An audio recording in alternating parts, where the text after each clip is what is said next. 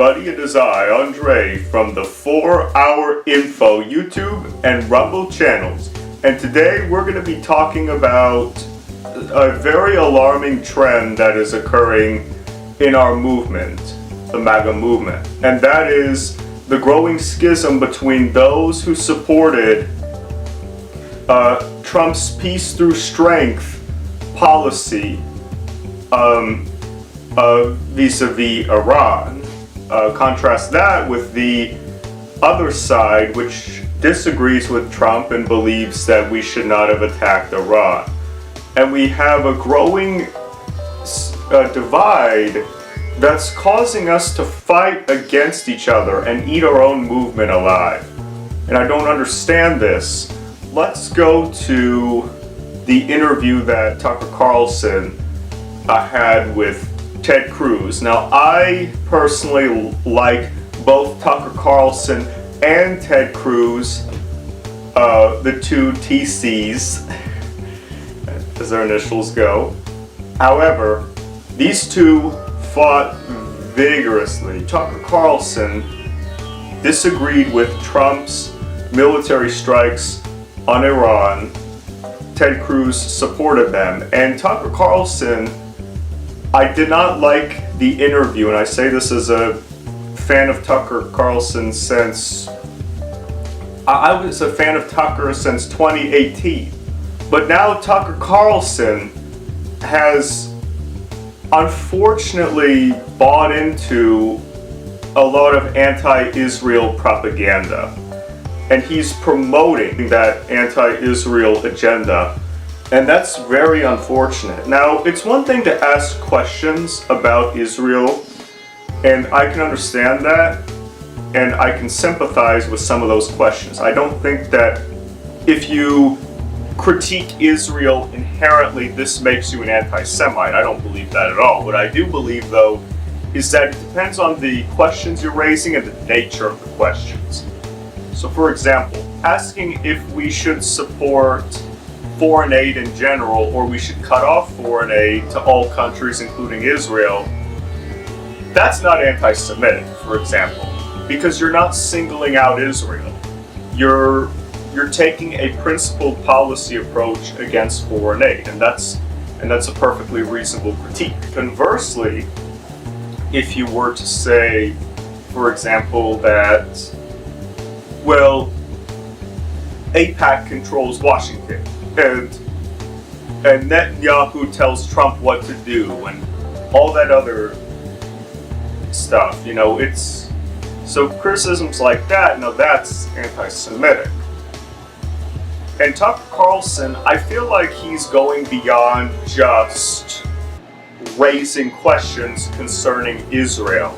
I feel like he is promoting a worldview in which he basically believes, or I don't think Tucker himself is the one who's necessarily promoting it. I think Tucker doesn't realize the questions he's raising, what kind of damage they're doing, because, if you go to his comment sections, everyone's like, oh, ban AIPAC, Netanyahu controls Washington, and all this other, and Israel is not our ally,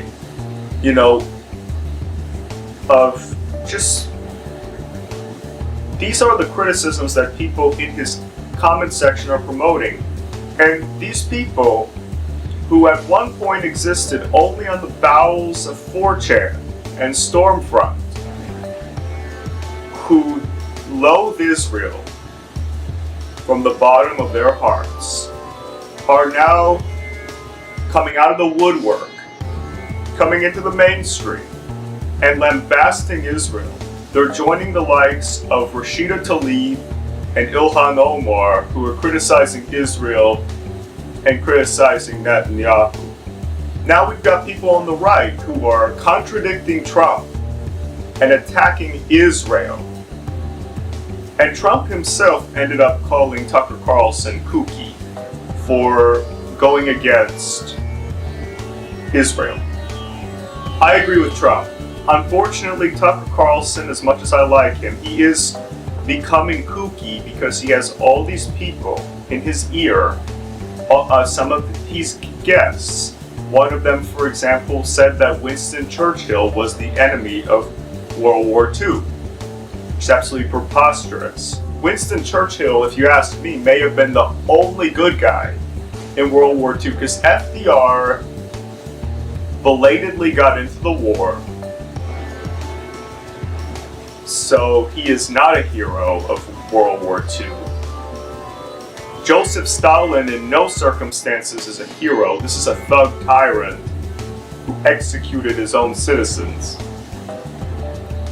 And Hitler obviously is Satan in the flesh, devil reincarnate. In fact, Joseph Stalin and Adolf Hitler can compete over who wins that title. It's going to be a close call, no doubt about that.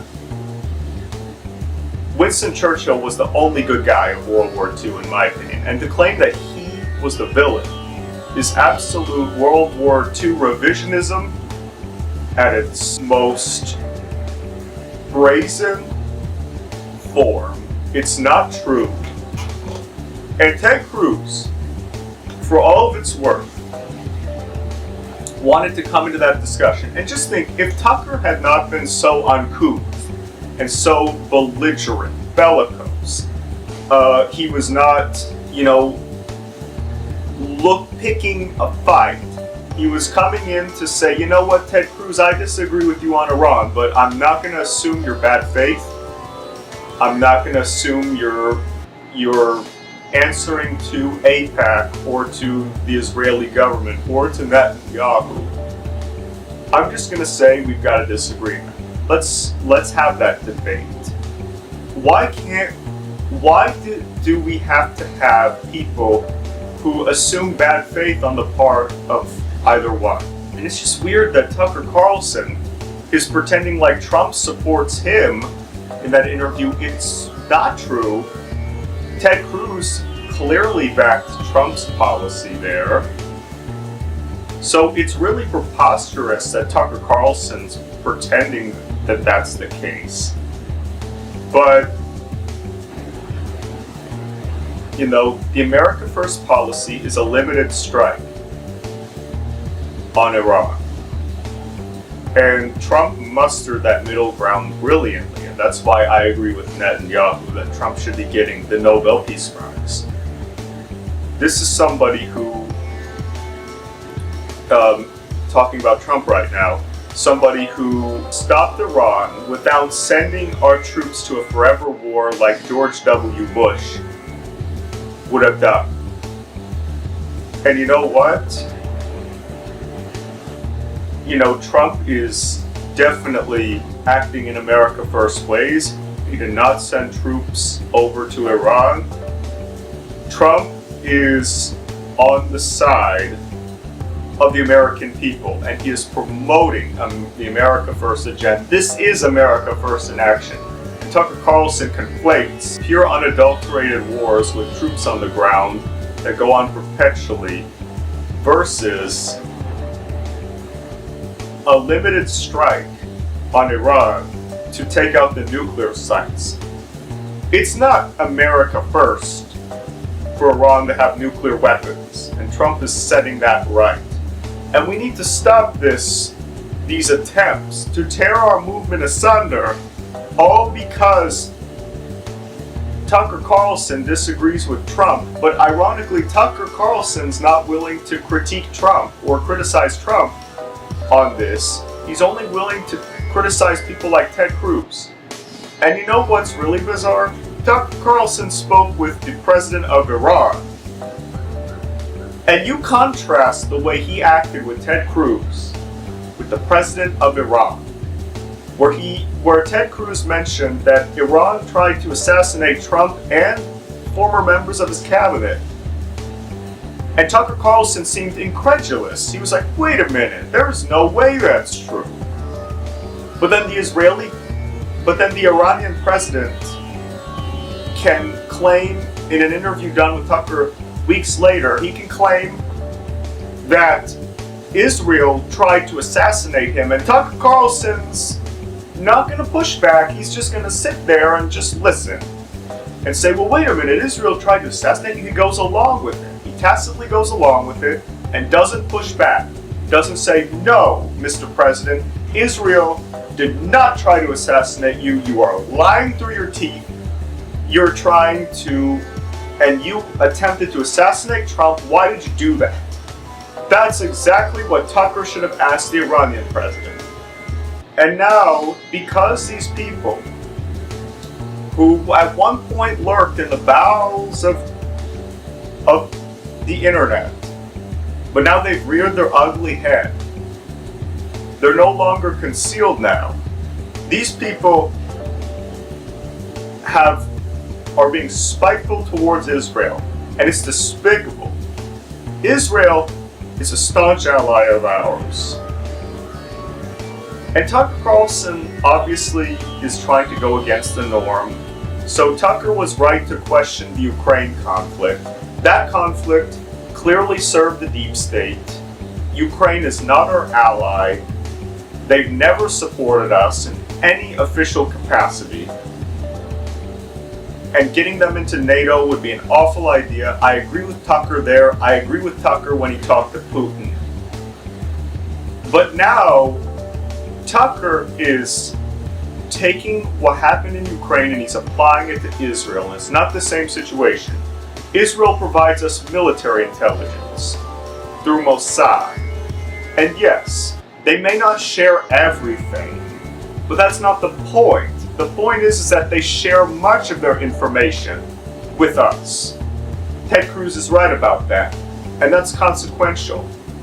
When our embassies were bombed in Kenya and Tanzania, Israel sent help and established field hospitals to help U.S.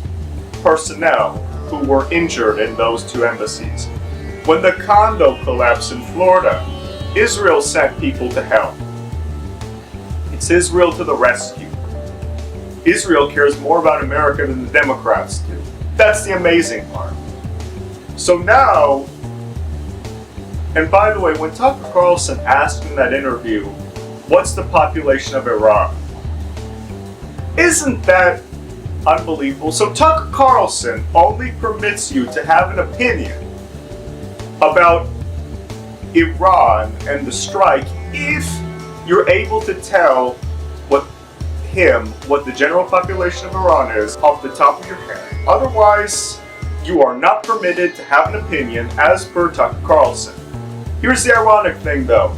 Tucker Carlson said in that interview that the population of Iran was 92 million. I've seen two different statistics on that, but it's estimated around 88 million and 90 million. So Tucker, according to your own standards, you're not allowed to have an opinion on Iran. Because you could not tell the general population. And Ted Cruz did the mature thing by admitting, I don't know the general population. I don't sit around memorizing population tables, as what Ted Cruz said. He admitted what he didn't know. Tucker Carlson pretended to know exactly what he did not know.